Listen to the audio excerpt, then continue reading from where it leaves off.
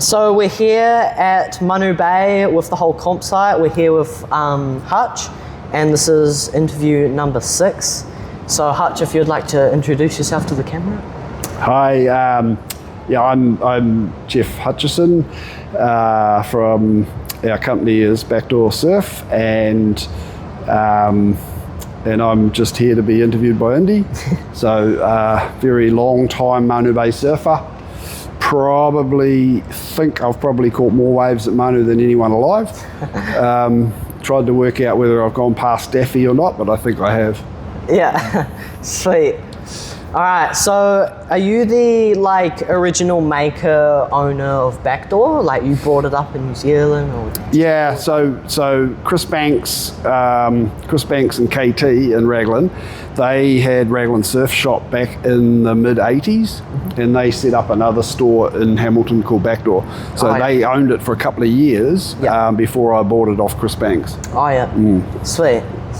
All right, and the main question of this whole series is, what do you reckon of the WSL being here? Obviously you like it because you've got your own little setup here with your merchandise, if you guys want to come down and buy some merch from Backdoor.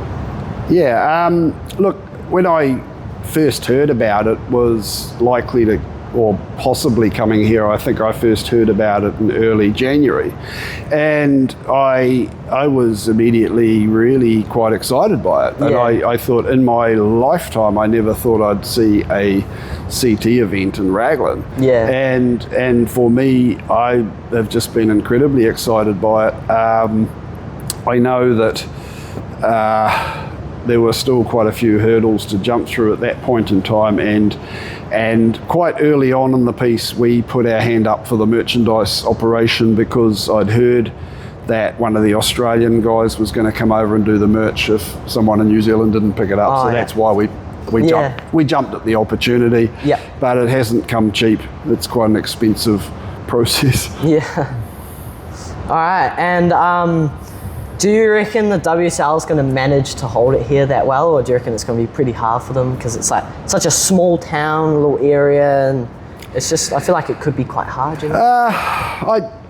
I would be surprised if they don't do a really good job of it. I know that they do a number of large events around the world in some quite small towns. Yeah. So places like Ericeira in Portugal, they've Mandakas, they've had pros before, Biarritz, Lucknow, Hossegor, all similar sized towns to Raglan. Yeah.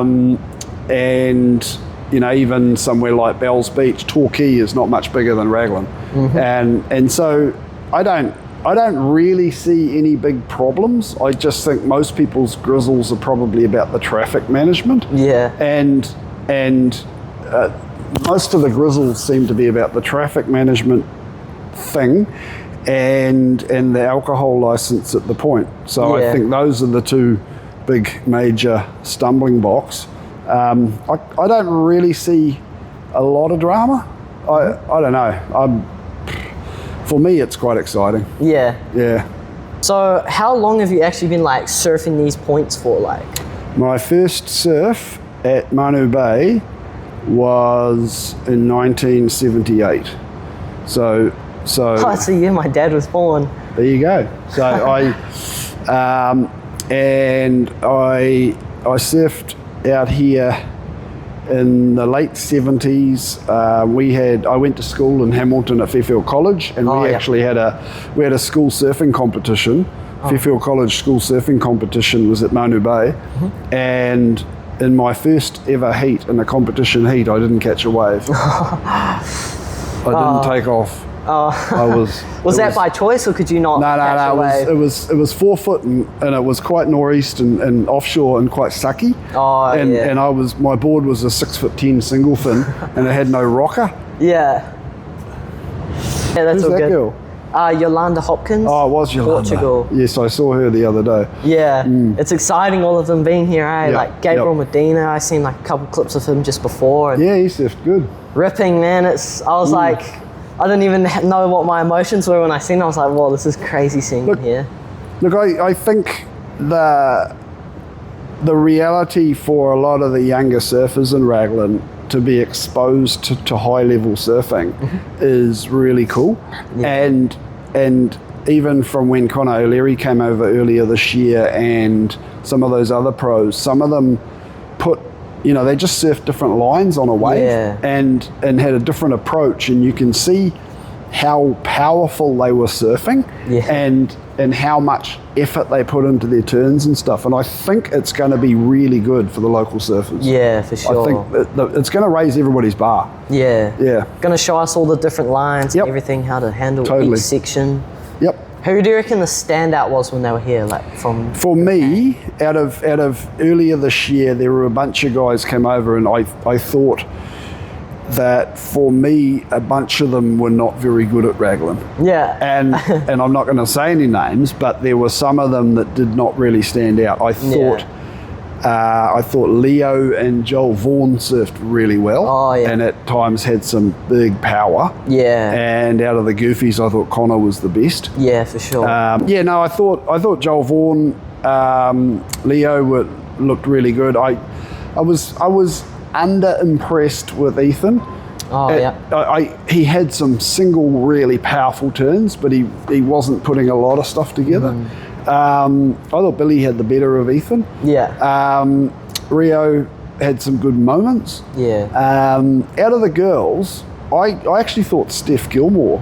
Look, and I thought her backhand kind of was pretty average, but it's pretty average in heavy water waves.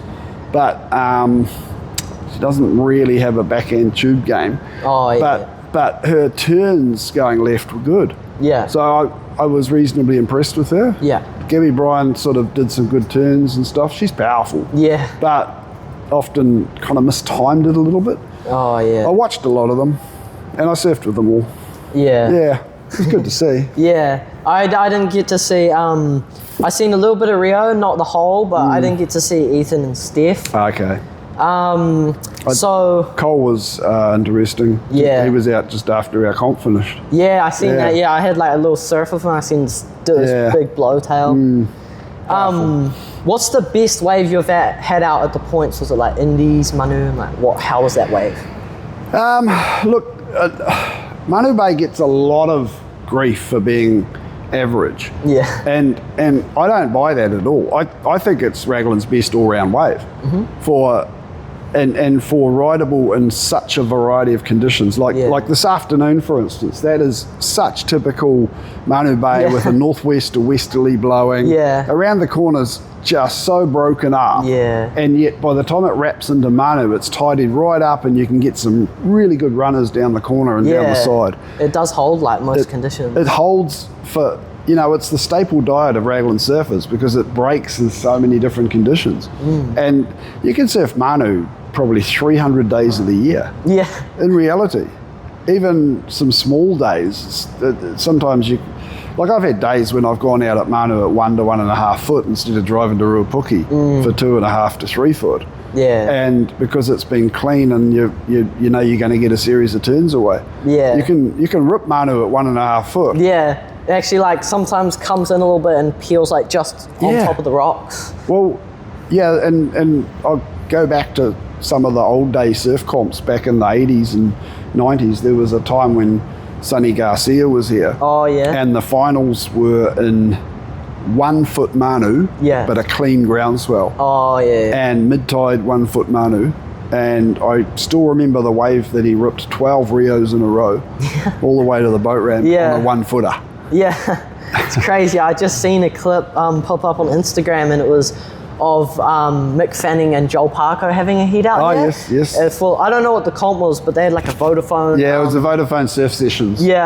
So I was like, whoa, this is crazy. I didn't know about that. And I seen them ripping, and it looked horrible and stuff. There was one of those days it was 1 foot or half a foot. And Occy went out for a surf. The boys were trying to surf, but it wasn't much happening. I feel like this wave, maybe after like 5 sessions, would be easy to adapt, but it's quite a hard wave to adapt to. It's tricky, it's always different. A lot of people struggle to get the timing right at Manu for some reason. And for a lot of out-of-town crew, they always go to indicators because they come to Raglan when it's clean. But Raglan has a lot of good days in that I don't know, 1.5 to 3.5 foot zone where out of town people don't bother coming here because they only come when it's bigger. Yeah. They come when piha's too big. Yeah. And so they go straight to indicators. And we have, I mean, as you know, there's lots of good days at Manu that are 3 foot and just fun as. Yeah. I see it as a high performance wave. Manu? Yeah. Yeah. I do. Yeah, for sure. Who's your favourite surfer? Overall? Yeah. And forever and ever? Yeah. Oh, ever and ever. Pretty or big. right now? Oh, right now. I was a pretty big Kelly Slater fan. Yeah? I thought that final at Pipe when he won that at 50 odd. Oh, yeah. That was sick. absolutely incredible. And very keen fan of Kelly over the years. Out of the girls, there's quite a few that I like. I was really stoked with Steph winning the Gold Coast. Yeah. I thought that that was awesome for her to do that. Yeah. I like her surfing. I just love the way she styles it so nicely. Out of the current crop of guys,